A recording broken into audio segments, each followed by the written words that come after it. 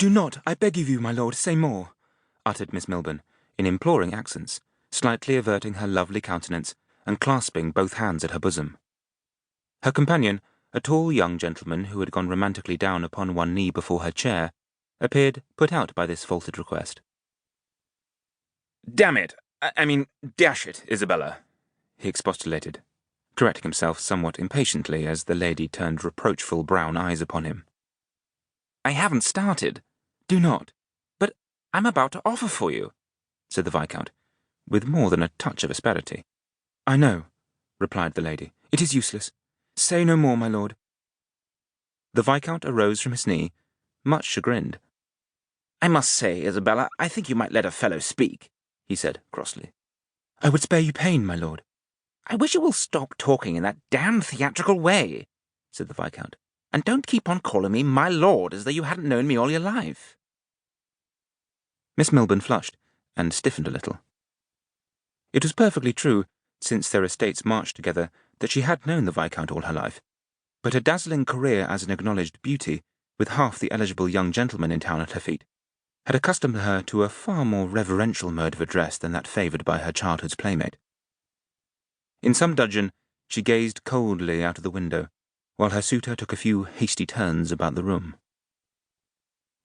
The prospect, which was of neat lawns, well-stocked flower-beds, and trim hedges, was a pleasing one, but it was not from any love of sylvan settings that Miss Milburn was at present sojourning in the country.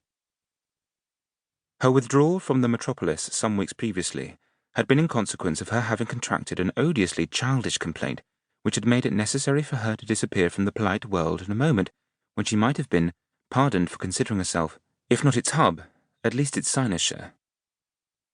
Her mamma, quite as sensible as herself of the ridiculous nature of her indisposition, had announced her to be quite worn down by the exigencies of fashionable life, and had whisked her off to Kent in a post-chaise and four, where, in a comfortable mansion suitably retired from the haunts of men, she was able not only to recover her health and looks in seclusion, but also to communicate her complaint to 2 Abigails and a youthful page-boy. She had emerged from her sick-room some weeks earlier, but since she was still a trifle pale and out of looks, Mrs. Milburn, a lady distinguished by her admirable sense, had decided to keep her in the country until, she said, the roses should again bloom in her cheeks. Quite a number of ardent gentlemen had presented themselves at Milburn House, having driven all the way from London in the hopes of being permitted a glimpse of the incomparable. But the door remained shut against them, and they were obliged to relinquish their nosegays and passionate billets into the hands of an unresponsive butler, and to tool their various chariots back to town, without having had even the refreshment of being allowed to press their lips to the fair hand of the beauty. Lord Sheringham would undoubtedly have met with the same reception, had he not presumed in a very unhandsome way upon his long acquaintance with the family, by riding over from Sheringham Place, where he had been spending the night, leaving his horse at the stables, and walking up through the gardens to enter the house through one of the long windows that opened onto the lawn.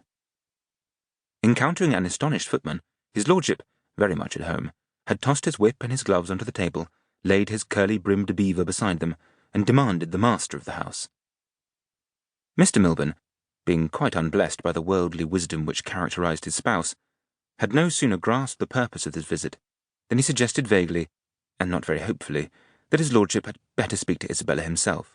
"For I'm sure I don't know, Anthony," he had said, looking doubtfully at the Viscount. "There's no saying what may be in their heads.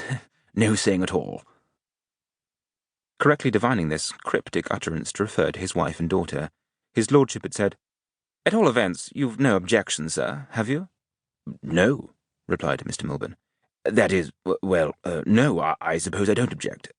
But you had best see Isabella for yourself."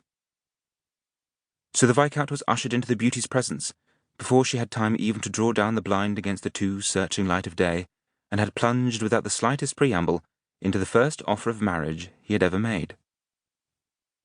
Miss Milburn found herself in the unhappy predicament of not knowing her own mind.